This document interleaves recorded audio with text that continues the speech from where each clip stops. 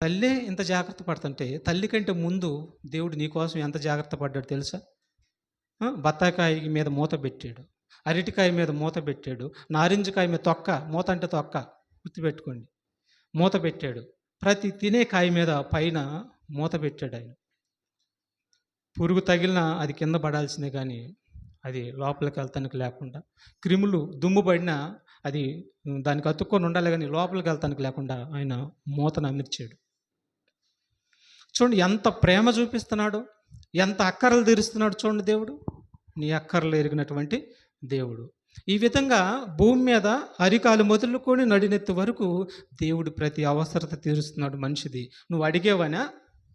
అసలు నువ్వు భూమి మీదకి రాకముందు ఇవన్నీ చేశాడు.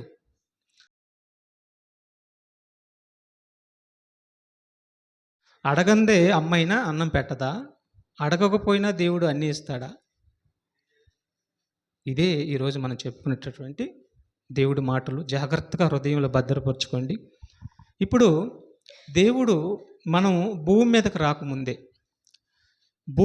రాకముందే ఆదామును అవ్వను చేయకముందే, ఆదాము అవ్వలని భూమి మీదకి చేయకముందే, దేవుడు ఆదాము అవ్వలు అడగకముందే ఏం చేశాడో తెలుసా?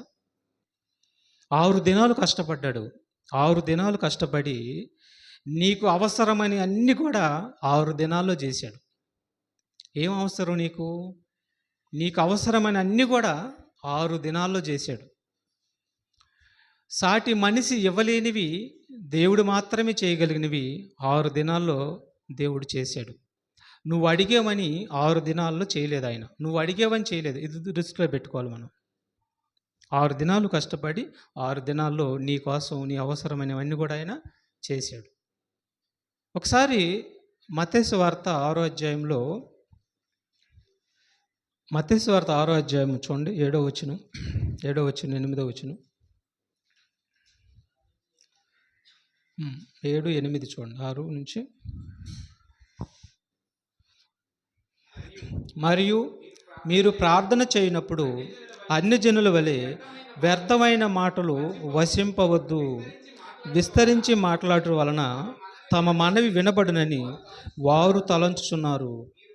మీరు వారి వలె ఉండకుడి. మీరు మీ తండ్రిని అడగక మునిపే మీకు అక్కరగా ఉన్నవేవో అది ఎవరికి తెలియను?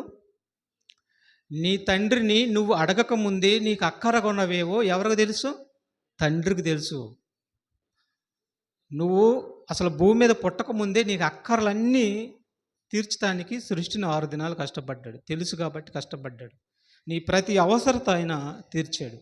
ప్రతి అక్కర ఆల్రెడీ 6 దినాల సృష్టిలో చేసి పెట్టాడు. నీ ప్రతి అవసరత 6 దినాల సృష్టిలో చేసి పెట్టాడు. కాబట్టి దేవుడికి నీకు అక్కరగొన్నవన్నీ కూడా దేవుడికి ముందుగానే తెలుసు. నీ అవసరత తెలుసు. నీ శరీరానికి అవసరమైనదంట తెలుసు. అరికాలు మొదలుకొని నడినెత్తి వరకు నీ ప్రతి అవసరత దేవుడికి తెలుసు కాబట్టి అవసరతలు ఎరిగినటువంటి దేవుడు, నీ అవసరత తెలిసినటువంటి దేవుడు 6 దినాలు సృష్టించేసి కష్టపడి 7వ దినాన విశ్రాంతి తీసుకున్నాడు. నిన్ను గురించి ఆయన ఆలోచించి నువ్వు వస్తున్నావని తెలిసి 6 దినాలు కష్టపడి 7వ దినాన విశ్రాంతి తీసుకున్నాడండి. అదే ఆదికాండం 2వ అధ్యాయంలో ఉండిద్ది. ఆదికాండం 2వ అధ్యాయంలో 1వ వచనం 2వ వచనంలో ఆ మాట ఉండి చూడండి. ఆదికాండం 2వ అధ్యాయము 1వ వచనం 2వ వచనం. ఆకాశమును భూమియు వాటిలోనున్న సమస్త సమూహమును సంపూర్తి చేయబడును. దేవుడు తాను చేసిన తన పని 7వ దినములోగా సంపూర్తి చేసి తాను చేసిన తన పని అంతటి నుండి 7వ దినమున విశ్రమించెను. చూసారా? తాను చేసిన తన పని అంతటి నుండి 7వ దినమున విశ్రాంతి తీసుకున్నాడు. అంటే తాను చేసిన తన పని ఎవరి కోసం చేశాడు? ఎవరు అవసరతలు తీర్చడానికి చేశాడు? నా ప్రపంచంలో ఉన్నటువంటి ప్రతి మనిషి అవసరతలు తీర్చడానికి 6 దినాలు కష్టపడ్డాడు. నీ గురించి ఎంతగా ఆలోచించాడు తెలుసా? ఎంతగా ఆలోచించి ఏమి కావాలో ముందుగానే ఆలోచించి జ్ఞానం చొప్పున నీ కోసం నా కోసం ఈ ప్రపంచంలో ఉన్న మనుషులందరి కోసం ఆలోచించి ముందుగానే ఆయన సృష్టిని నిర్మించాడండి. ఆ మాట కూడా చూడండి ఒకసారి. ఆ మాట కూడా పేతురు పత్రికలో ఉండిద్ది. ఒకసారి పేతురు పత్రిక, 1 పేతురు పత్రిక 5-7 వచనం. 1 పేతురు పత్రిక 5వ అధ్యాయము 7వ వచనం. ఆయన మిమ్మును గూర్చి చింతించుచున్నాడు గనక. చూసారా, ఆయన ఎవరి గురించి చింతిస్తున్నాడు? మన గురించి ఆలోచిస్తున్నాడు, మన గురించి చింతిస్తున్నాడు. కాబట్టి మన గురించి దేవుడు ఆలోచిస్తున్నాడు, మన గురించి యేసుక్రీస్తు వారు ఆలోచిస్తున్నాడు, మన గురించి పరిశుద్ధాత్మ దేవుడు ఆలోచిస్తున్నారు. వీళ్ళు ఆలోచిస్తూ మనందరి కోసం యావత్తు సృష్టినంత చేసి మన పాదాల కింద పెట్టారు. చూసారా, తండ్రి నీ గురించి ఆలోచించి సృష్టిని చేశాడు. మరి తండ్రి నీ గురించి ఆలోచించి మరి నువ్వు పాపంలో ఉండవని యేసుక్రీస్తుని పంపించి బలియాగం చేశాడు. నీకు కాపుదలకు సంచి కరువుగా పరిశుద్ధాత్మ దేవుడిని పెట్టాడు. చూసారా, నిన్ను గురించి ఎంతగా ఆలోచిస్తున్నాడు చూడండి. దేవుడు ఆలోచిస్తున్నాడు. నీకు అక్కరకుండా దేవుడికి ముందుగానే తెలుసు. అరికాలు మొదలుకొని నడినెత్తి వరకు నీ ప్రతి అవసరత దేవుడికి తెలుసు. అందుకే చెప్పులు మొదలుకొని, బట్టలు మొదలుకొని, తలకు నూనె మొదలుకొని అన్నీ నీ కోసం ముందుగానే చేసి పెట్టాడు. అర్థమైందా? అన్నీ నీ కోసం ముందుగానే చేసి పెట్టాడు. నిజమండి. చెప్పులు, నీ పాదాలకు చెప్పులు ముళ్ళు గుచ్చుకుంటే అని నీ పాదాలకు చెప్పులు ఆల్రెడీ ప్రకృతిలో ముడి పదార్థంగా తీసి పెట్టాడు. అవి మనం ఏం చేస్తున్నాం? చెప్పుల్ని ఒక దూడను కోసినప్పుడు దూడ తోలుని చెప్పులుగా తయారు చేసుకుంటాం. అది చేసింది ఎవరు? ఆ దూడని దేవుడే కదా. మరి నీ తలకు నూనె ఎక్కడ తయారు చేశాడు? కొబ్బరి నూనె అంటున్నావు, ఒలీవా నూనె అంటున్నావు, అనేక రకాల నూనె అంటున్నావు. ఈ నూనె ఎవరు తయారు చేశారు? ప్రకృతిలో ఆల్రెడీ చేసి పెట్టాడు. కొబ్బరి చెట్టుని కొబ్బరి నూనె తీసుకుంటున్నావు నీ తలకి. నీ తల ఎక్కడ ఎండిపోతే నీకు తలనొప్పి వచ్చిద్దనని, నీకు రోగం వచ్చిద్దనని నిన్ను గురించి ఆలోచించి తలకి కొబ్బరి నూనె కూడా నీ గురించి ఆలోచించి చేశాడు ఆయన. తర్వాత ఒలివా నూనె, అది ఒలివా నూనె ఒళ్ళంతా రాసుకుంటే ఒంట్లో ఉన్నటువంటి నొప్పులన్నీ కూడా తగ్గిపోతాయి. యెరూషలేములో ఉండిద్ది అది ఎక్కువగా. నీకోసం ఒళ్ళు నొప్పుల కోసం నూనె తయారు చేశాడు. నీ తల మాడు నొప్పి కోసం వేడొచ్చిద్దని నీ తలకి మరి నూనె తయారు చేశాడు. నీ కళ్ళ చూపు తగ్గిద్దని నీ కళ్ళకి కాటుక తయారు చేశాడు. కాటుక మనుషులే తయారు చేశారు కదా అని అనుకోవచ్చు మీరు. కాటుక తయారు చేయడానికి పదార్థం ఎవరు తయారు చేశారు? అది పదార్థం దేవుడు తయారు చేశాడు. ఆ పదార్థం లేకపోతే కాటుక తయారైద్దా?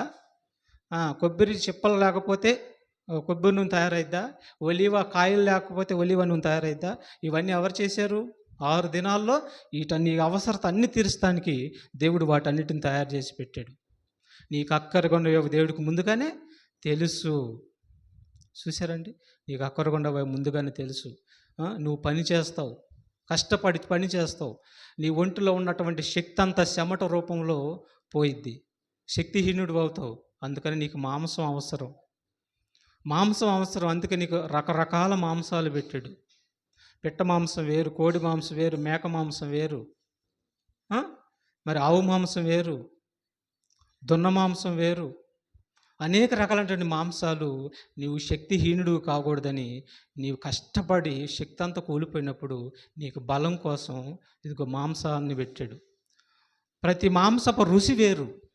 చూసారా, నీ అవసరత, నీ నాలుక కోరిక తీరుస్తానికి ఎన్ని రుచులు పెట్టాడు ఆయన.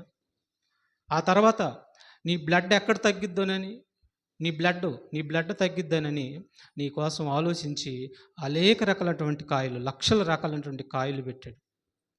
పులుపు, తీపి, వగర, చేదు, నీకు బ్లడ్ పడటానికి అనేక రకమైనటువంటి కాయలు పెట్టాడు. రుసులు, మళ్ళీ వాటికి రుసులు, మళ్ళీ మరి బత్తాకాయ రుచి వేరు, దానిమ్మకాయ రుచి వేరు, కమలాకాయ రుచి వేరు. మనం తింటున్న కాయలు ఒకదాని రుచి ఒకదానికి ఉండదు. నిమ్మకాయ రుచి వేరు, నారింజకాయ రుచి వేరు. చూసారా, మరి అరటికాయ రుచి వేరు. మళ్ళీ వీటన్నిటి మీద ఏం పెట్టాడు? ఎక్కడొచ్చి అవి వాటి మీద పురుగులు వాళ్తాయోనని, ఎక్కడొచ్చి పురుగులు వాడి వాటిని కుళ్ళగొట్టేసి అవి మనం తింటే జబ్బులు వస్తాయోనని చెప్పి తల్లి వండిన తర్వాత తల్లి ఎలాగైతే మూతలు పెట్టిద్దో, తల్లి వండకముందే నీకోసం మూతలు పెట్టాడు ఆయన. ఏమండి, దేవుడు ఎలా ఉన్నాడు చూసారా? అందుకే మొదటి ప్రియారిటీ దేవుడికి ఇవ్వాలి. ఈనాడు ప్రపంచం ఎవరికి ఇచ్చింది మొదటి ప్రియారిటీ? ఎవరికి ఇచ్చింది? తల్లి, తండ్రి, గురువు, దైవం. 4వ స్థానంలో దేవుడిని పెట్టేసింది ప్రపంచం. మరి ఇవన్నీ ఎవరు తీర్చారు? చూడండి, తల్లి వండిన తర్వాత మూతలు పెట్టింది. ఎక్కడ ఆ మూతల్లో బల్లి పడిద్దో ఆ వండినటువంటి పదార్థంలో. ఎక్కడ దుమ్ము పడిద్దో, ధూళి పడిద్దో, పురుగులు పడతాయో, ఏం పడతాయని చెప్పి జాగ్రత్త కోసం నా బిడ్డలు తింటారు. లేదంటే నేను తింటాను, నా బిడ్డలు తింటారని చెప్పి మూతలు పెట్టేసిద్ది వండిన వాటి మీద. ఒకవేళ బళ్ళు పడినా మూత మీద పడి వెళ్ళిపోయిద్ది. దాంట్లో పడదు. అదే మూత లేకపోతే వెళ్ళిపోయిద్ది, చచ్చిపోయిద్ది. అది తింటారు, ప్రమాదాలొస్తాయి. నీ తల్లే ఇంత జాగ్రత్త పడుతుంటే, తల్లి కంటే ముందు దేవుడు నీ కోసం ఎంత జాగ్రత్త పడ్డాడు తెలుసా? బత్తాకాయ మీద మూత పెట్టాడు, అరటికాయ మీద మూత పెట్టాడు, నారింజకాయ మీద తొక్క, మూత అంటే తొక్క, గుర్తుపెట్టుకోండి, మూత పెట్టాడు. ప్రతి తినే కాయ మీద పైన మూత పెట్టాడు ఆయన. పురుగు తగిలినా అది కింద పడాల్సిందే కానీ అది లోపలికి వెళ్తానికి లేకుండా, క్రిములు దుమ్ము పడినా అది దానికి అతుక్కొని ఉండాలి కానీ లోపలికి వెళ్తానికి లేకుండా ఆయన మూతను అమర్చాడు. చూడండి ఎంత ప్రేమ చూపిస్తున్నాడు, ఎంత అక్కరలు తీరుస్తున్నాడు చూడండి దేవుడు. నీ అక్కర్లు ఎరిగినటువంటి దేవుడు. ఈ విధంగా భూమి మీద అరికాలు మొదలుకొని నడినెత్తి వరకు దేవుడు ప్రతి అవసరత తీరుస్తున్నాడు మనిషిది. నువ్వు అడిగేవనా? అసలు నువ్వు భూమి మీదకి రాకముందు ఇవన్నీ చేశాడు. 6 దినాలు సృష్టిని చేసిన తర్వాత మనిషిని ఎన్నో రోజు చేశాడు? 7వ దినాన విశ్రాంతి తీసుకున్నాడు. 6వ దినాన మనిషిని చేశాడు. అంటే 6వ దినంలో మనిషిని చేశాడు. మనిషి నిర్మాణం జరిగింది ప్రేమదేవుడు బిడ్డలారా. అంటే ఈ 6 దినాలలో ఏం చేశాడంటే మనిషి కోసం అవసరతలన్నీ కూడా అడగకముందే చేశాడు. ఇవన్నీ కూడా చేశాడు. తర్వాత మనిషి రోగాన బారి పడితే ఏం చేశాడు? మనిషి నాడు రోగాల బారిన పడ్డాడు. తినకూడని తిండి తింటాం, తినకూడని తిండి లిమిట్స్గా తినకపోవటం, కడుపు నిండా తిన్నాక మళ్ళీ ఇంకొక అరగంట ఉన్నాక మళ్ళీ ఒక కడుపు నిండా తింటాం. చూసారా? ఎందుకంటే కడుపు నిండా తిన్నాక 3-4 గంటల వరకు ఇంకేం తినకూడదు. మనిషి అలాగుంటున్నాడా? లేదు. ఒక అరగంటలోనే మళ్ళీ తపనగా ఆకలి అయినట్టుగా ఉంటుంది, మళ్ళీ తింటున్నాడు. మళ్ళీ ఒక గంట ఉన్నాక మళ్ళీ ఆకలి అయినట్టుగా ఉంటుంది, మళ్ళీ మిషన్కి తోడేస్తున్నాడు. ఎక్కడ అరిగిద్ది అది? అరక్క పులిసిపోయి అజీర్తిగా మారి బాగా గ్యాస్ పెరిగిపోయి జబ్బును పడుతున్నాడు. అవయవాలు కుళ్ళిపోతున్నాయి, కిడ్నీలు దెబ్బతింటున్నాయి, లివర్ దెబ్బతింటుంది, పేగులు దెబ్బతింటున్నాయి, కళ్ళు దెబ్బతింటున్నాయి. భయంకరమైనటువంటి షుగర్ వ్యాధి కావచ్చు, భయంకరమైనటువంటి మరి థైరాయిడ్ కావచ్చు, భయంకరమైనటువంటి చాలా మరి వ్యాధుల బారిన మనిషి పడుతున్నాడు. ఈ వ్యాధుల బారిన పడి మనిషి అలా ఎక్కడ చనిపోతాడనని మనిషి అడగక ముందు మందులు ప్రకృతులు పెట్టాడా లేదా?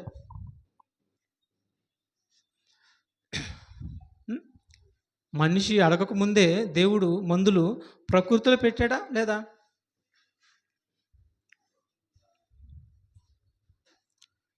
మనిషి అడగక ముందే మందులు దేవుడు ప్రకృతిలో పెట్టాడు ప్రేమదేవుడు బిడ్డలారా.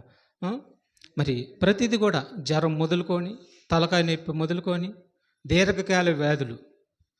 ఏమండి, షుగర్కి మందు కానీ వేయకపోతే షుగర్ పెరిగిపోయి మనిషి అకాల మరణాలకి సంభవిస్తాయి. అందుకని షుగర్కి కూడా మందు ఇచ్చాడు. భయంకరమైనటువంటి టీవీ జబ్బులు ఉండి, టీవీ కూడా మందు వాడాలి. మందులు వాడితే అది ఏం చేయలేదు అతన్ని. ప్రతిదానికి కూడా, ఎందుకంటే చనిపోతారన్న సంగతి తెలిసే. దయామయుడు, కనికరం కలిగిన దేవుడు, జాలి కలిగిన దేవుడు వీటన్నిటిని చేశాడండి. ప్రతి వ్యాధికి మందు పెట్టాడు. ఈనాడు ప్రపంచంలో ఏ వ్యాధికి మందు లేదు అంటానికి లేదు. ప్రతి జబ్బుకు మందు పెట్టాడు. దీని గురించి ఎప్పుడు ఆలోచించాడు చెప్పండి ఆయన? ఎప్పుడు ఆలోచించాడు ఈ మందుల గురించి? నీ అవసరతలు తీర్చడానికి ఎప్పుడు ఆలోచించాడు?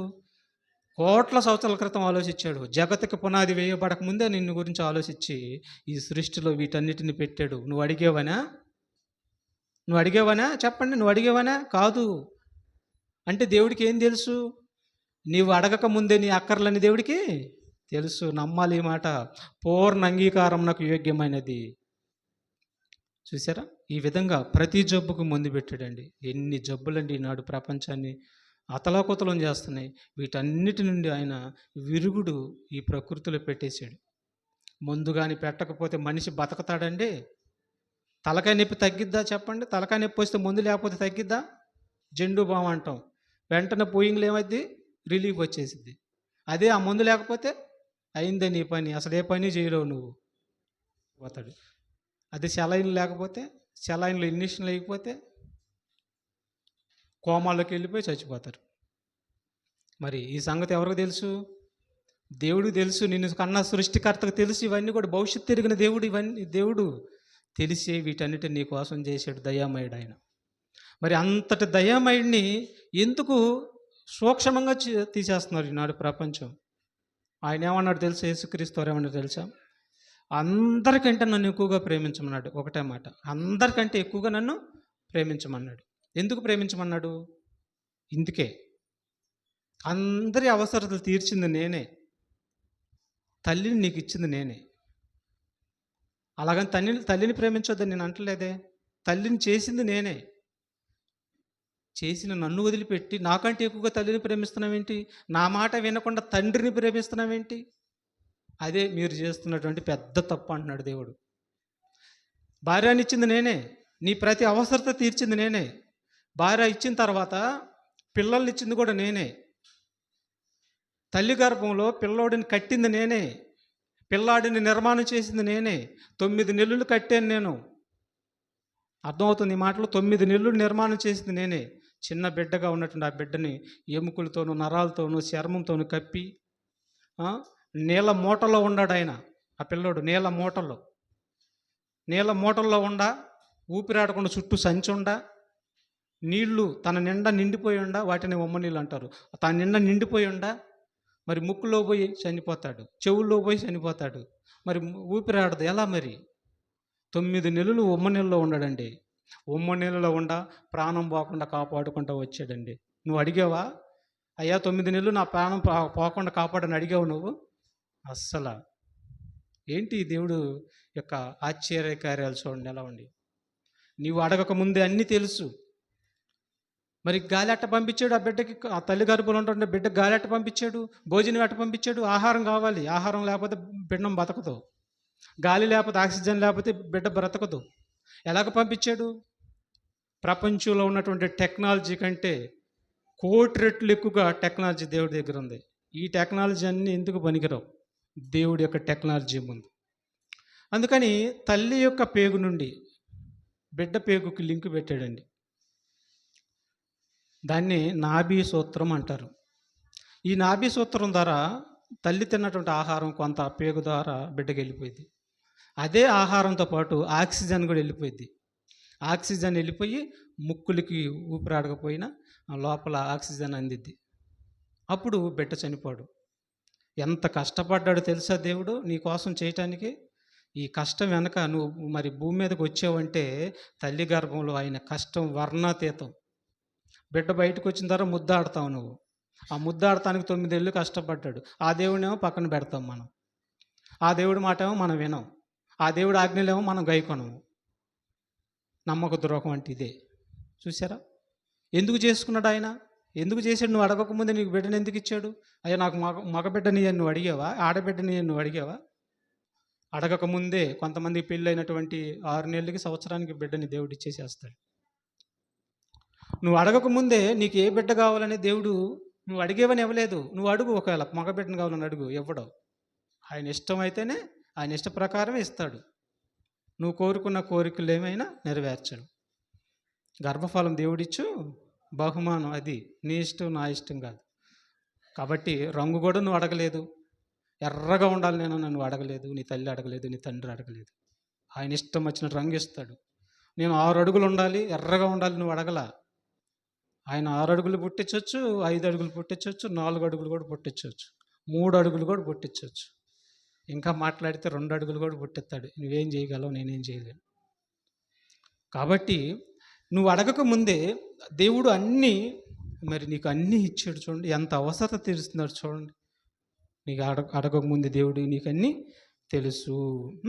తర్వాత ఆదికాండము 4వ అధ్యాయము 13వ వచనం. ఆదికాండం 4వ అధ్యాయం 13వ వచనం చూద్దాం. అందుకు కయ్యూను, నా దోష శిక్ష నేను భరించలేనటువంటి మొదట వచ్చిన నుంచి చూడయా, 13 కాదు, మొదట వచ్చిన నుంచి 3 వరకు చూడు. ఆదాము తన భార్య అయిన హవ్వను కూడినప్పుడు ఆమె గర్భవతి అయి కయ్యూనుని కని యెహోవా దయ వలన నేను మనుషుని నేను ఒక మనుషుని సంపాదించుకున్నాను నేను. ఎవరి దయ వలన?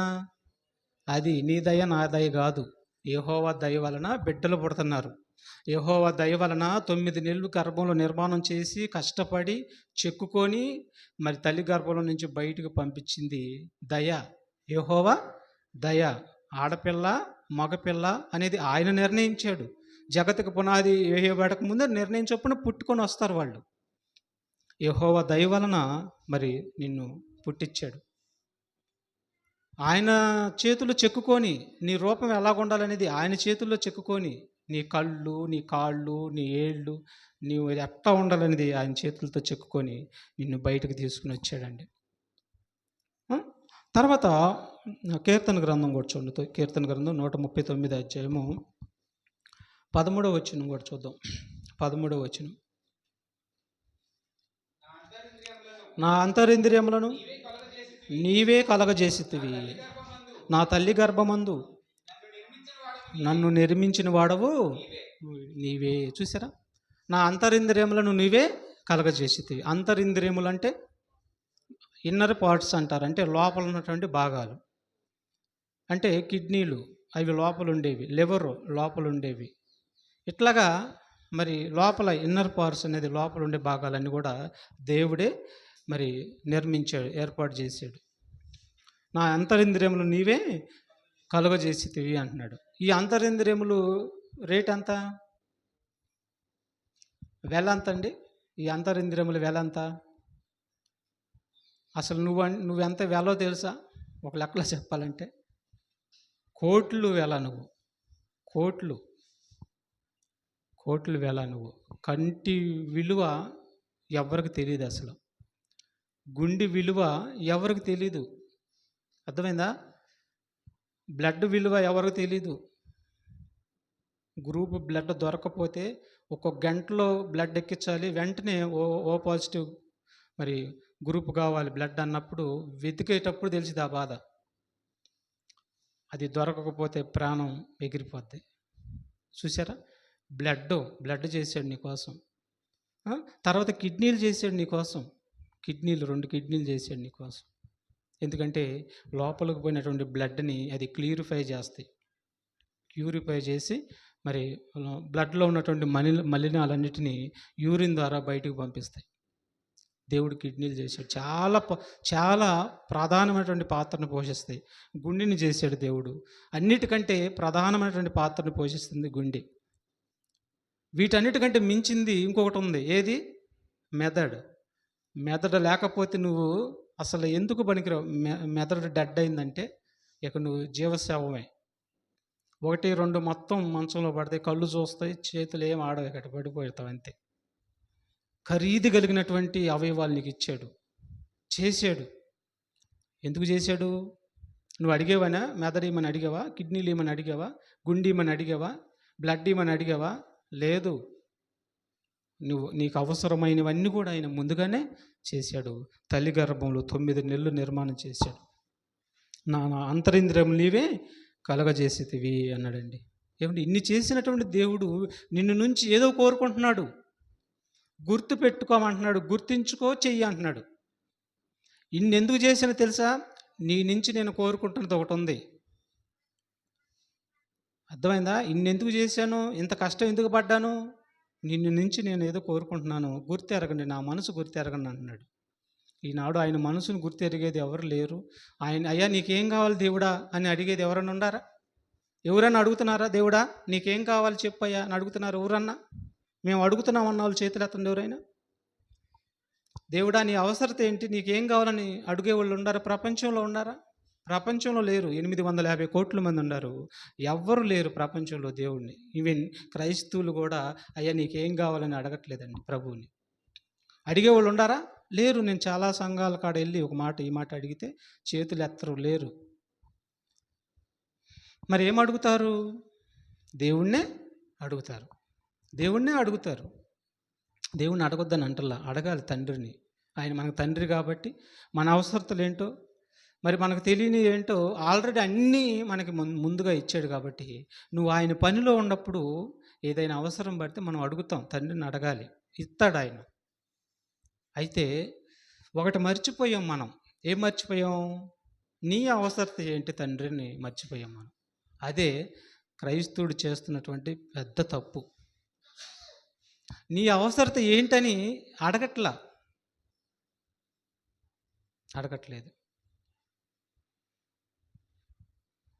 ఒక ఆయన అడిగాడు. బైబిల్‌లో ఒక ఆయన అడిగాడు. తెలుసు, మీకు ఇంతకుముందు చెప్పాను. ఆయన గురించి ముందుకెళ్ళినా చెప్పుకుందాం. తర్వాత ఇంకో మాట కూడా చూద్దాం. ఆదికాండం 4వ అధ్యాయం 17వ వచనం. ఆదికాండము 4వ అధ్యాయము 17వ వచనాన్ని కూడా మనం చూద్దాం. కయీను తన భార్యను కూడినప్పుడు ఆమె గర్భవతి అయి హానోకును కనెను. చూసారా? కయ్యోను తన భార్యను కూడినప్పుడు మరి కయ్యోను మరి ఎవరో హంతకుడు, నరహత్య చేశాడు. దేవుడికి దూరం అయిపోయాడు. నాకు దూరం అయిపోయాడుగా ఇతనికి నేను గర్భఫలం ఎందుకు ఇవ్వాలని చెప్పి దేవుడు అనుకోలేదు. దేవుడు అందరిని ప్రేమించేవాడు. చనిపోయేంత వరకైనా నన్ను నమ్ముతారేమోనని ఆశతో ఎదురు చూసేవాడు ఆయన. అలాంటి దేవుడు కయ్యోనికి కూడా గర్భఫలాన్ని ఇచ్చాడు. దేవుడికి వ్యతిరేకంగా పాపం చేసిన, తన తమ్ముడిని చంపిన, శిక్షనైతే 500 సంవత్సరాలు అనుభవించాడు. బిడ్డను మాత్రం దేవుడు అతనికి గర్భఫలాన్ని దేవుడు ఇచ్చాడు. హానోకుని కన్నాడు. అంటే నేను ఇవన్నీ ఎందుకు చెప్తున్నానంటే, దేవుడు మనిషి అడగక ముందే ప్రతి అక్కర కూడా తీరుస్తున్నాడు. నీకు బట్టలు కావాలంటే పత్తి. నీకు పరుపు కావాలి, నీకు మెత్తగా ఉండాలి. నువ్వు పడుకోవాలంటే ఎలా ఉండాలి? మెత్తగా ఉండాలి. ఏం చేయాలి? పరుపు. చూసారా? నువ్వు పండుకునే దాన్ని మొదలుకొని నువ్వు తినేదాని వరకు, నువ్వు తాగేదాని వరకు, అంటే మంచినీళ్ళు తాగేదాని వరకు, నువ్వు భోజనం వరకు మొత్తం ఆలోచించాడు. ఎవరు ఆలోచిస్తారు నీ కోసం, నా కోసం? చెప్పండి. ఎవరు ఆలోచించరు. ఆడిపోతే నాకేంటి, వాడు చచ్చిపోతే నాకేంటి, సావని అనే స్వార్థపరులు ప్రపంచంలో ఉన్నారు. గిలగిల కొట్టుకులాడి చచ్చిపోతున్నా పట్టిడు అన్నం పెట్టరు. స్వార్థపరులు ప్రపంచంలో ఉన్నారు. స్వార్థం అంతా ప్రపంచాన్ని నిండింది, స్వార్థం. అలాంటి దేవుడు, ఏ స్వార్థం లేనటువంటి దేవుడు, పక్షపాతం లేనటువంటి దేవుడు, అందరికీ గాలి సమానం, అందరికీ నీరు సమానం, అందరికి భోజనం సమానం, అందరికీ కాయలు సమానంగా మరి మీరు తినండి అయ్యా అని అందరికి పంచిపెట్టించాడు ప్రకృతిని. చూసారా? కల్మషం అనేటువంటి దేవుడు. అలాగే బిడ్డలను కూడా ఆయన ఇష్ట ప్రకారం ఇస్తున్నాడండి. తర్వాత 1 కొరింథీ పత్రికలో 15:39 వచనం 41 వరకు చదువుకున్నాం. 1 కొరింథీ పత్రిక 15వ అధ్యాయము 39 నుంచి 41 వరకు మనం చదువుకుందాం. చూడండి, మనుష్య మాంసం వేరు. మీకు నేను ముందుగానే చెప్పాను కదా, అనేక రకాలైన రుసులు చేసాడని. మనిషి మాంసం వేరు, మృగ మాంసం వేరు, పక్షి మాంసం వేరు, శాప మాంసం వేరు. చూసారా? ఇవన్నీ మాంసాలన్నిటిని వేరు. అలాగే కాయలు వేరు. మీకు నేను ముందుగానే చెప్పాను, మీకు అర్థమైద్దని ముందుగానే వీటన్నిటిని చెప్పాను. చూసారు? మాంసాలన్నీ వేరువేరుగా చేశాడు, కాయలన్నిటిని వేరువేరుగా చేశాడు. ఎందుకంటే నీ అవసరత తీర్చడానికి, నువ్వు ఆయన కోసం బ్రతుకుతావని. తర్వాత ఇంకేం చేశాడో చూడండి. అపోస్తుల కార్యాలు 14వ అధ్యాయము 7వ వచనం 17వ వచనం చూద్దాం. అపోస్తుల కార్యాలు 14వ అధ్యాయం 17వ వచనంలో ఇంకేం చేశాడో చూద్దాం. చూడండి, అయినను ఆయన ఆకాశం నుండి మీకు వర్షమును ఫలవంతమైన ఋతువులను దయచేయచ్చు, ఆహారమును అనుగ్రహించుచు, ఉల్లాసంతో మీ హృదయములను నింపుచు, మేలు చేయుట చేత తన్ను గూర్చి సాక్ష్యం లేకుండా చేయలేదని బిగ్గరగా చెప్పిరి. చూసారా? ఆకాశం నుంచి వర్షము. మనిషి దేవుడి మాట వినకపోయినా కానీ, దేవుడికి వ్యతిరేకంగా బ్రతుకుతున్నా కానీ, దేవుడు కరుణా సంపన్నుడై ఉండి వర్షం ఇవ్వకుండా మాంతలేదు, వర్షం ఇస్తున్నాడు. ఫలవంతమైన ఋతువులు ఇవ్వకుండా మాంతలేదు, ఋతువులు ఇస్తున్నాడు. ఏ కాలానికి ఆ ఋతువు. వర్షాకాలము, ఎండాకాలము, చలికాలము, ఇలాగా ఏ కాలానికి ఆ ఋతువులు ఆయన నీకు అనుగ్రహిస్తున్నాడు. అనుగ్రహిస్తూ ఫలవంతమైనటువంటి ఆహారాన్ని నీకు ఇస్తున్నాడు. నువ్వు అడిగేవని ఇస్తున్నాడా? చెప్పండి. నువ్వు అడిగేవని వర్షాకాలం ఇస్తున్నాడా? నువ్వు అడిగేవని ఎండాకాలం ఇస్తున్నాడా? నువ్వు అడిగేవని చలికాలం ఇస్తున్నాడా? లేదు. ఏ కాలానికి ఆ ఋతువులు కావాలని నీ శరీరానికి అవసరత ఉందని వాటన్నిటినీ మరి కరుణా సంపన్నుడు దేవుడు నీకిస్తున్నాడు. మరి ఇంకేం కావాలి నీకు? ఇంకేం కావాలి? సంథింగ్. చూసారా? ఇంక నీకేం కావాలి? అన్నీ అరికాలు మొదలుకొని నడినెత్తి వరకు నూనెతో కూడా ఆలోచించాడు నీకోసం. నూనెతో కూడా ఆలోచించాడు. చూసారా? చెప్పులతో కూడా ఆలోచించాడు నీకోసం. చెప్పులు వేసుకొని తిరుగుతున్నావంటే భయంకరమైన ముళ్ళు నుంచి, ఇనుప మేకుల నుంచి, భయంకరమైన గెడ్డల నుంచి, ఎన్నో భయంకరమైనటువంటి మరి వాటన్నిటి నుంచి తొక్కకుండా, ఒకవేళ వాటిని తొక్కినా నీ అరికాలకి గుచ్చుకోకుండా కాపాడుకుంటూ వస్తున్నాడు. చెప్పుల గురించి కూడా ఆలోచించాడు ధర్మ తండ్రి. చూసారా? మరి ఇంత అవసరత తీరుస్తున్నటువంటి దేవుడు మరి ఏదో కోరుకుంటున్నాడు నీలో. నువ్వేదో చేయాలని కోరుకుంటున్నాడు. దానినే ఈ ప్రపంచం పక్కన పెట్టేసింది. చూద్దామా ఆయన ఏం కోరుకుంటున్నాడు? ఒక మాట చూద్దాం. ఎఫెసీ పత్రిక 2వ అధ్యాయము 10వ వచనం చూద్దాం.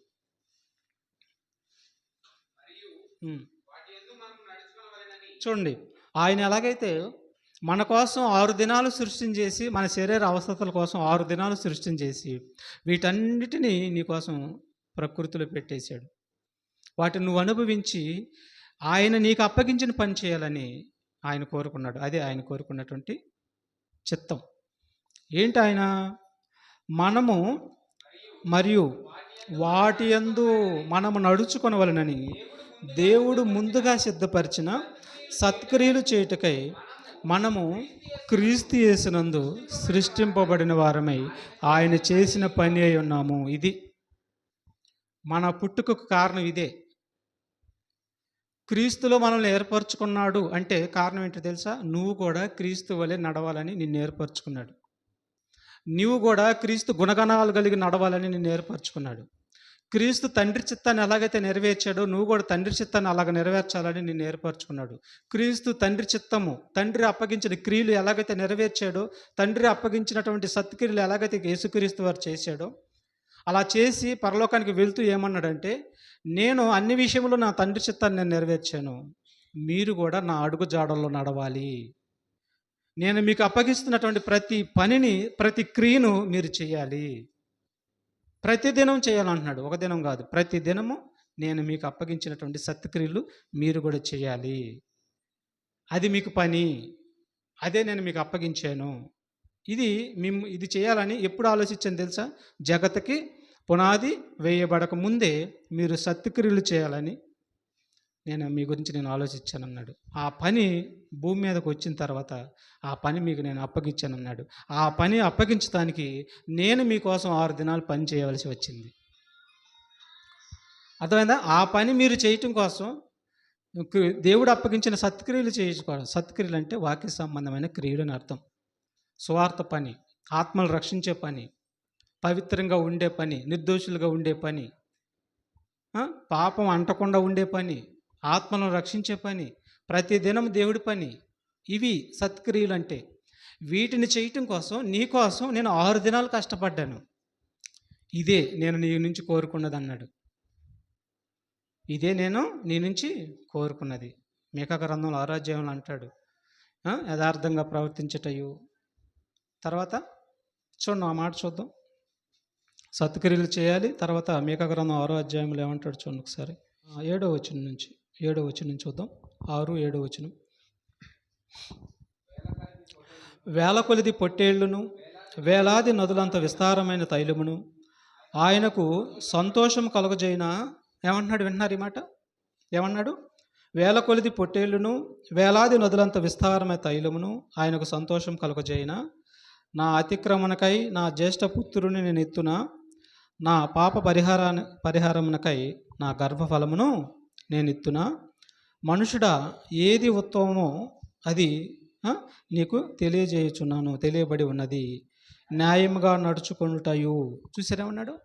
న్యాయముగా నడుచుకొనుటయు, కనికరమును ప్రేమించుటయు, దీన మనసు కలిగి నీ దేవుని ఎదుట ప్రవర్తించుటయు, ఇంతే కదా యెహోవా నిన్ను అడుగుచున్నాడు.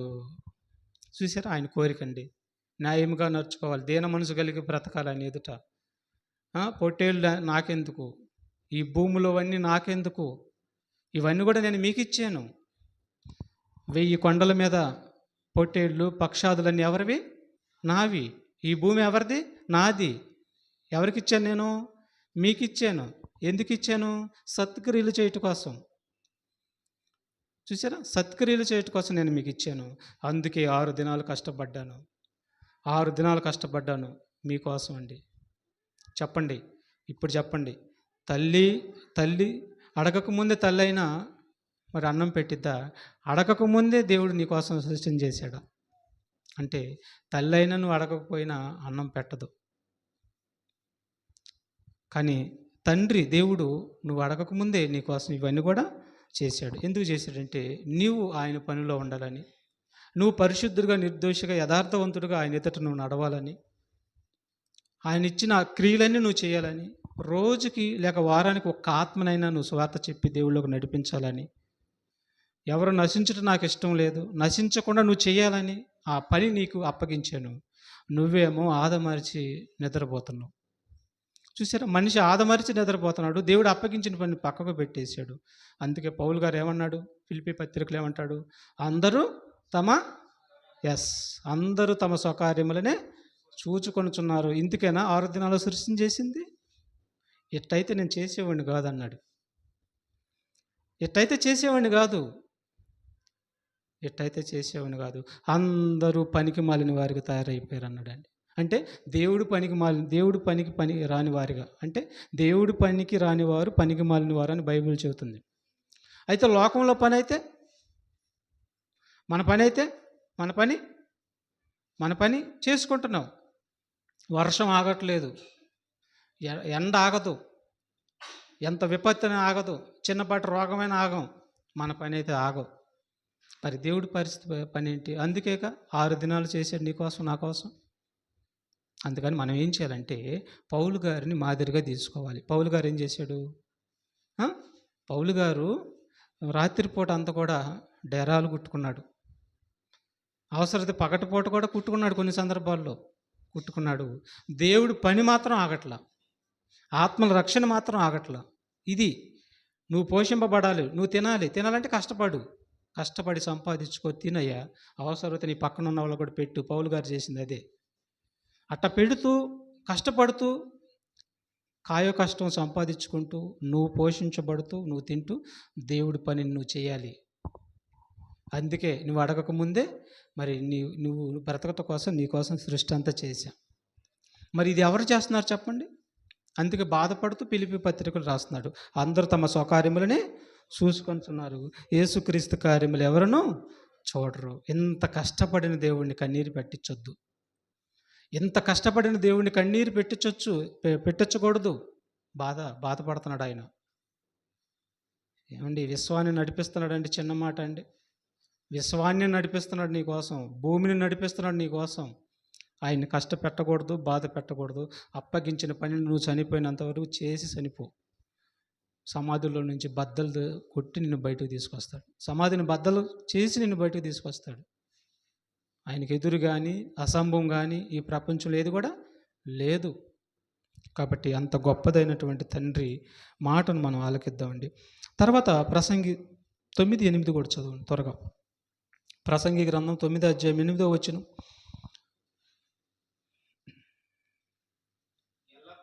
ఎల్లప్పుడూ తెల్లని వస్త్రములు ధరించుకొనుము. ఏమండి, ఎల్లప్పుడూ ఏ వస్త్రాలు ధరించుకోవాలి మనం? తెల్లని వస్త్రాలు.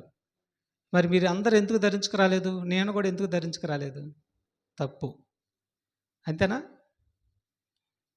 ఎల్లప్పుడూ తెల్లని వస్త్రములు ధరించుకొనవలెను అని అంటే, తెల్లని వస్త్రములు అంటే అర్థం ఏంటంటే ప్రియమైన బిడ్డలారా, తెల్లని క్రియలు, పరిశుద్ధుల క్రియలు, దేవుడి క్రియలు. ఈ క్రియలు ఎల్లప్పుడూ నువ్వు ధరించుకోమంటున్నాడు. తెల్లని వస్త్రములు అంటే క్రియలతో పోలుస్తున్నాడు. వీటిని నువ్వు ఎల్లప్పుడూ ధరించుకోమంటున్నాడు. అలాగని తెల్లని వస్త్రాలు కూడా ధరించుకోవద్దని కాదు, తప్పని కాదు. తెల్లని వస్త్రాలు కూడా ధరించుకోవాలి, మంచిదే. ఆ తర్వాత ముందుకు ఏమన్నాడు చూడండి, క్రియలు లేకుండా తెల్లని వస్త్రం ధరించుకుంటే మరి దేవుడికి వ్యతిరేకం చేసినట్టు అవుతాం మనం. క్రియలతో కూడిందై ఉండి తెల్లని వస్త్రాలు ధరించుకో, తప్పేం లేదు. తర్వాత ముందుకు ఇంకో మాట అన్నాడు చూడండి. నీ తలకు, అదిగో చూసారా ఉన్నాడు, నూనె గురించి కూడా ఆలోచిస్తున్నాడండి. ఎందుకు? నువ్వు పని చేయాలని, ఆత్మలు రక్షించాలని, నువ్వు పాపం చేయకుండా బ్రతుకుతూ అనేకులను దేవుడి వైపు నడిపించాలని, ఈ పని నీకు అప్పగించడానికి అంత పని చేశాడు. అరికాలు మొదలుకొని నడినెత్తి వరకు నీ కోసం ఏ అవసరత ప్రతిది కూడా తీర్చేసేసాడు. దయచేసి ఆ కన్న తండ్రి మనసు మన గుర్తెరిగి ఇక మీదట ఇప్పటి నుంచైనా సరే ఆత్మలు రక్షించే పనిలో మనం ఉండం. ఎందుకంటే మనం గుర్తెరిగాం, ఇంకా గుర్తెరగని వాళ్ళు చాలామంది ఉన్నారు. వాళ్ళకు నువ్వు సువార్త చెప్పి దేవుళ్ళకు నడిపించు. అస్సలు ఆ పనిగా నువ్వు చేసావంటే దేవుడు నిన్ను గురించి ఎంత సంతోషిస్తాడో తెలుసా? ఆనందించేది ఆయనే ముందు. నీ కోసం చేసిన పని అంతటిని మర్చిపోతాడు. నా బిడ్డ నా కోసం బ్రతుకుతున్నాడని ఆయన చేసిన కష్టాన్ని అంతటిని మర్చిపోతాడు, సంతోషిస్తాడు, హాయిగా ఉంటాడు. లేదంటే కన్నీరు పెట్టుకుంటాడు, ఆయన బాధపడతాడు. తర్వాత ఇంకో మాట కూడా చూడండి. కీర్తన గ్రంథం 139 మొదటి నుంచి 3 వచనాలు కూడా మనం చూడగలిగితే, ఇంకా నిన్ను ఎంత పర్యవేక్షిస్తున్నాడో చూడండి. కొద్ది నిమిషాలు గుచ్చుకున్నాక మనం ఇంకా నిన్ను ఎంత పర్యవేక్షిస్తున్నాడో, ఎంత గమనిస్తున్నాడో చూడండి. ప్రియమైన దేవుని బిడ్డలారా, యెహోవా నీవు నన్ను పరిశోధించి తెలుసుకొని ఉన్నావు. చూడండి, నువ్వు ఎక్కడ కూర్చుంటున్నావో నిన్ను పరిశోధిస్తున్నాడంటండి. ఏమండి, మన పిల్లలు అయి ఉన్నప్పుడు ఏం చేస్తాం? చిన్న పిల్లలు అప్పుడే బండి ఆడుతూ అటు ఇటు వెళ్తూ ఉంటాడు, అప్పుడే మరి చిన్నగా నడుస్తూ ఉంటాడు. ఆ బిడ్డను ఏం చేస్తాం? మనం పర్యవేక్షిస్తాం. ఎందుకు? ఎక్కడెళ్ళి చేతులు పెడతాడు, ఏం పడేసుకుని నెత్తి పగలు కొట్టుకుంటాడు, ఏ ప్రమాదం తెచ్చుకుంటాడో అని చెప్పి ఆ బిడ్డని పర్యవేక్షిస్తాం. నిన్ను కూడా ఎంత పర్యవేక్షిస్తున్నాడో, ఎంత ఆలోచిస్తున్నాడో చూడండి నీ గురించి. యెహోవా నీవు నన్ను పరిశోధించి తెలుసుకొని ఉన్నావు. నేను కూర్చున్నుట, నేను లేచుటను నీకు తెలియను. నా తలంపు పుట్టక మునిపే నీవు నా మనసు గ్రహించుచున్నావు. నా నడకను, నా పడకను నీవు పరిశీలన చేసి ఉన్నావు. నా చర్యలన్నిటినీ నువ్వు బాగుగా తెలుసుకొని ఉన్నావు. చూసారా, మన చర్యలన్నిటినీ ఆయన బాగుగా తెలుసుకొని ఉన్నాడు. చూసారా, చాలు. మన చర్యలన్నిటిని ఆయన చూస్తున్నాడంట. ఎక్కడ కూర్చుంటున్నావు, ఎక్కడ నడుస్తున్నావు, ఏం పని చేస్తున్నావు, ఏం మాట్లాడుతున్నావు, ఇవన్నీ కూడా ఆయన బాగుగా తెలుసుకొంచున్నాడు. జాగ్రత్తగా ఉండాలి. అందుకని మరి ఆయన నీకోసం సృష్టించేస్తే, నీకోసం పని చేస్తే నువ్వేం చేస్తున్నావో అన్నీ చూస్తున్నాడంట ఆయన. దేవుడికి కానీ దూరం కానీ అయ్యి బ్రతికేవంటే మాత్రం ఆయన ఉసురు మనకు తగిలిద్ది. నేను చెప్తున్నాను, నిజం ప్రియమైన దేవుడు బిడ్డలారా, ఉసురు. ఎందుకంటే ఇదండి దేవుడు మేలు కదా చేసేది, ఉసురు ఎందుకు తగిలిద్దని మీరు అనొచ్చు. తల్లి తండ్రి నిన్ను కన్నారు. ఈ మాట గుర్తుపెట్టుకోండి జాగ్రత్తగా, ఈ మాటని గుర్తుపెట్టుకోండి. తల్లి తండ్రి నిన్ను కన్నారు. కన్న తర్వాత వాళ్ళ చేతిలో పాస పోసావు, వాళ్ళ మీద నువ్వు లెటను కూర్చున్నావు. తల్లి తండ్రి ఏం చేశారు నిన్ను? తల్లి ఏం చేసింది? ఆ పాసు, ఆ లెటను సేదరించుకోకుండా మరి తుడిచింది. నిన్ను శుభ్రంగా తుడిచింది, శుభ్రం చేసింది. ఒక్కోసారి కక్కుతావు, అజీర్తి కక్కుతావు, అన్నీ నీ తల్లి మీదే చేసేస్తావు. అలాంటి పరిస్థితుల్లో నిన్ను శుభ్రం చేసింది. ఇంత వయసు వచ్చిన దాకా నిన్ను శుభ్రం చేసిందా? నోట్లో అన్నం పెట్టి నిన్ను బతికిచ్చింది. తండ్రి కష్టపడి రాత్రనగా పొగలనగా కష్టపడి వచ్చి మరి నిన్ను పోషించాడు. ఇలా తల్లి తండ్రి నిన్ను కష్టపడి తీసుకొచ్చి పోషిస్తే నువ్వు అంతవాడు అయ్యావు, నడిచావు, రెక్కలు వచ్చేసి ఎగురుతూ ఏమంటున్నావు ఇప్పుడు? అంటున్నావు. ఎవరిని? తల్లిని. ఏంది నువ్వు చెప్పేది నాకు అని తల్లిని విసుక్కుంటున్నాడు, తండ్రిని కొడుతున్నాడు. ఇలాగా దేవుడికి వ్యతిరేకంగా మరి నడుస్తున్నాడు. అది ఉసురు. పెద్దవారైనాక మంచాన్ని పడినప్పుడు అసహించుకుంటున్నాడు. తల్లిని తండ్రిని అసహించుకుంటే నాకు అది చాలా విరుద్ధమైన క్రియ అని దేవుడు చెప్తున్నాడు. చూసారా, ఈనాడు ప్రపంచంలో ఎంతమంది ఉన్నారు తల్లిని తండ్రిని అసహించుకునేవారు. అసహించుకుంటున్నారండి, తల్లిని తండ్రిని అసహించుకుంటున్నారు. మరి తల్లి ఒక గ్రామంలో నేను చూశాను, చాలా దూరం, పొన్నూరు ఆ పరిసర ప్రాంతాల్లో ఒక గ్రామంలో నేను చూశాను. చిన్న గుడి చేశారు, కంబలతో చిన్న గుడి చేసి ఆ గుడిసెలో పండేశారు. అన్నము అన్నం కోసం ఆమె వాళ్ళు ఎప్పుడో వచ్చి పెడతారు. మనవళ్ళు చూస్తా వెళ్తున్నారు. కొడుకులు చూస్తా వెళ్తున్నారు. కూతుళ్ళు చూస్తా వెళ్తున్నారు. ఎవ్వరూ పట్టించుకోవట్లా. అల్లాడిపోతుంది. 4 మెతుకులేస్తానికి ఆమెనెప్పుడో పెడుతున్నారు వచ్చి. అల్లాడిపోయి ఏడ్చి చచ్చిపోయింది. అయిపోయింది. ఇప్పుడు ఇది జరిగి దాదాపు 15, 20 సంవత్సరాలు అవుతుంది. నేను పనిలోకి వెళ్ళిన కొత్తలో. అదే పరిస్థితి ఎవరైతే అతన్ని విసర్జించారో తండ్రిని కూడా అదే పరిస్థితి చేశారు వాళ్ళు. తండ్రి కూడా అలాగే చచ్చిపోయాడు. ఎవరైతే అలాగ విసర్జించి అలక్ష్యం చేశారో ముదిములో ముసలితనంలో అలక్ష్యం చేశారో తల్లిదండ్రిని, అదే పరిస్థితి వాళ్ళకి దాపరించింది ఇప్పుడు. ఏమి విత్తుదువో అదే పంట ఖచ్చితంగా దేవుడు కోపిస్తాడు నీ చేత. దేవుడు న్యాయవంతుడు. దేవుడు ధర్మతండ్రి. నువ్వు విత్తినది ఏ విత్తనం వేస్తావో ఆ పంటనే ఆ కాయనే తింటావు నువ్వు. అందుకని వాళ్ళ చేత మరి ఇప్పుడు బోర్ని ఏడుస్తున్నారు వాళ్ళు. చూసే నాదుడు లేడు. అందుకని మరి ఉసురు తగిలిందా లేదా? ఉసురు తగిలింది. వాళ్ళకి వచ్చింది. వాళ్ళ తల్లిదండ్రులు వరదాకా కొంతకాలమైనా బతికేవాళ్ళు. కేవలం ముద్ద పెట్టకపోవటమే జారిపోయారు. ఇప్పుడు అదే గతి వాళ్ళకు పట్టింది. చూసారా? మరి ఆ ఉసురు అనేది తగిలింది. అలాగే నీ కోసం, నా కోసం, ప్రపంచంలో ఉన్న వారందరి కోసం 6 దినాలు మన తండ్రి, మన దేవుడు కష్టపడి సృష్టిని చేసి నీ పాదాల కింద పెట్టి, అయ్యా అనుభవించు, తిను, త్రాగు, నీళ్లు, బ్రాందీ కాదు, తిను, త్రాగు, నువ్వు కోరిన కాయ తిను, కోరిన కూరగాయ తిను, నీ ప్రతి అవసరత నేను తీరుస్తున్నాను. ఇదిగో నీకు భార్య అవసరం, భార్యని ఇచ్చాను, బిడ్డలు అవసరం, బిడ్డలు ఇచ్చాను, ఇదిగో రోగమా, మందులు ఇచ్చాను, సమస్తం నీ పాదాల కింద పెట్టాను. నువ్వు చేయవలసింది ఒకటే, నా చిత్తాన్ని నువ్వు భూమి మీద నెరవేర్చు. ఇదేనయ్యా నేను కోరుకుంది. యథార్థంగా నడుస్తూ చిత్తాన్ని నెరవేర్చన్నాడు. అది నెరవేర్చకపోతే ఏమైంది చెప్పండి? ఆయన ఉసురు మనకి, ఆయన బాధ, కష్టం, కన్నీరు మనకి తగిలిద్ది. ఇది నిజం. ఇది బైబిల్లో చెబుతున్నటువంటి మాట, నా సొంతగా నేను చెబుతున్నా. అందుకని మనం ఈ మాటలు విన్న తర్వాత ఇక మీదటైనా సరే ఐక్యతగా, సమాధానంగా ఆయన పనులు, ఆయన పనిపాటుల్లో మరి ఐక్యత కలిగి, సమాధానం కలిగి, మనం అడగకముందే ఇన్ని చేసినటువంటి దేవుడికి కృతజ్ఞత కలిగి మనం బ్రతుకుదాం. అంత మాత్రమేనా? నువ్వు అపరాధం చేతను, పాపం చేతను చచ్చి నరకానికి పోతుంటే ఒకగాను తన బిడ్డను పంపించి, ప్రియ కుమారుని పంపించి నీ కోసం సిలువలో మరణింపజేసి, సిలువలో బలిచ్చి నిన్ను బ్రతికించాడు. చూశాడా? ఆ మాట కూడా చూడండి, కూర్చుకున్నాం మనం. ఎఫెసీ పత్రిక 2వ అధ్యాయము, ఎఫెసీ పత్రిక 2వ అధ్యాయము మొదటి వచనం. ఎఫెసీ పత్రిక 2వ అధ్యాయం మొదటి వచనం. మీ అపరాధముల చేతను, పాపముల చేతను మీరు సచ్చిన వారై ఉండగా ఆయన మిమ్మును క్రీస్తుతో కూడా బ్రతికించెను. చూసారా? మీరు అపరాధం చేతను, పాపం చేతను చచ్చిపోయారు. అంటే ఆత్మలో చచ్చిపోయారు. జీవచ్ఛవాల్లాగా తిరుగుతున్నారు. ప్రకటన గ్రంథంలో అంటాడు కదా, మీ క్రియల వలన మీరేమైపోయారు? జీవించుతున్నాననే పేరు మాత్రమే ఉంది, కానీ మీరు నడుస్తున్న శవాలు అన్నాడు. జీవశవాలు అయిపోయారు మీరు. అలాంటి జీవశవాలుగా ఉండి చచ్చినటువంటి మిమ్మల్ని తండ్రి అనే దేవుడు తన కుమారుని పంపించి మన పాపాల కోసం సిలువలో బలియాగం చేయించి ఆయన రక్తం ద్వారా, ఆయన మనం నమ్మటం ద్వారా మన పాపాలన్నిటిని కడిగి వేసి శుద్ధీకరించి ఇక మీదట మీరు పాపాలను చేయకుండా పవిత్రులుగా బ్రతకండి అని అన్నాడు. ఒకవేళ తెలిసి తెలియక బై మిస్టేక్ ఏదైనా పాపం వ్యతిరేకంగా చేస్తే, ఇదిగో దేవుడి మందిరానికి వచ్చేటప్పుడు ఆయన శరీరము రక్తాన్ని తీసుకునేటప్పుడు ఒప్పుకొని విడిచిపెట్టేసి, దావీదు వలె.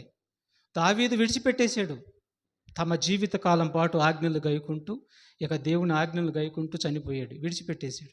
ఈనాడు ప్రపంచంలో తప్పు చేయనివాడు ఎవరు లేడు. ప్రపంచంలో పాపం చేయనివాడు ఎవరు లేరు. కానీ ఒప్పుకొని విడిచిపెట్టిన వాడే వారందరికంటే ధన్యుడు. మనందరం మరి ప్రభు శరీరం తినేటప్పుడు, రక్తం తాగేటప్పుడు మనం ఏదైనా సరే వ్యతిరేకంగా ప్రభువు చేస్తే, లేకపోతే ఆయన మాట మనం వినకపోతే, అయ్యా ఇక మీదట నేను వింటాను, ఇదిగో ఒప్పుకుంటున్నాను, నీ మాట ఇక మీద వింటానని అతిక్రమాలను విడిచిపెట్టి వెంబడించాలి ఆయన్ని. కాబట్టి అందుకు నీ పాపాల నిమిత్తము ఆయనను బలిచ్చాడు. ప్రేమదేవుడి బిడ్డలారా, ఇది కూడా ఆయన మన మీద చూపించినటువంటి ప్రేమే. లేకపోతే అడ్రస్ లేకుండా పోతాం నరకానికి, దిక్కు కూడా ఉండదు మనకి. అంత ప్రేమ చూపించిన దేవుడిని మనం ఎందుకు విస్మరించాలి? నువ్వు అడగక ముందే అన్నీ పెట్టాడు దేవుడు, అన్నీ ఇచ్చాడు దేవుడు, ఎందుకు విస్మరించాలి? ఎందుకు ఆయన్ని మనం వదులుకోవాలి? ఎందుకు ఆయన మాట మనం వినకుండా ఉండాలి చెప్పండి? చివరికి ఇంకో మాట చూడండి, ఎంత ఆశ్చర్యంగా ఉంటుందో. ఈ మాట కూడా చదువుకున్న చివరి మాట యెషయా గ్రంథం చూడండి. యెషయా గ్రంథము 59 అధ్యాయము. యెషయా గ్రంథం 59 అధ్యాయము 14 నుంచి 16 వరకు మనం చదువుకుందాం. యెషయా గ్రంథం 59 14 నుంచి 16 వరకు.